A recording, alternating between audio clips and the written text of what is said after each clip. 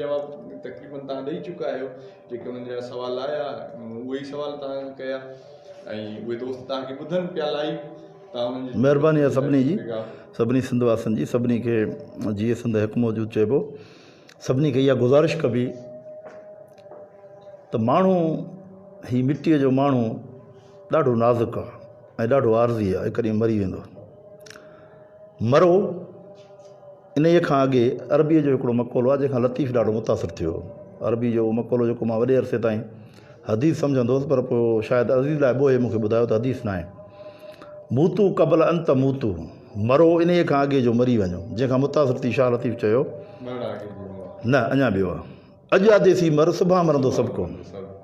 अॼु आदेसी मर, इहो अॼु आदेसी मरणु छा आहे?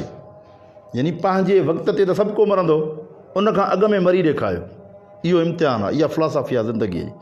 चवण जो मतिलबु त ज़िंदगी ॾाढी मुख़्तसर आहे, उनखे पंहिंजे वतन लाइ, क़ौम लाइ, पंहिंजे नसलनि जी बका जे लाइ, सच जे लाइ, सच ऐं सिंध जे लाइ गुज़ारियो।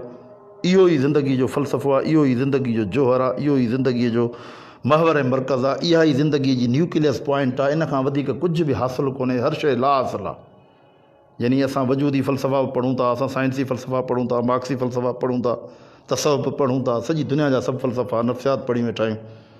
असां सम्झूं था त ज़िंदगीअ जो इन खां वधीक को सुहिणो इस्तेमालु थी नथो सघे त तव्हां सच ऐं सिंध तां क़ुर्बान थी वञो।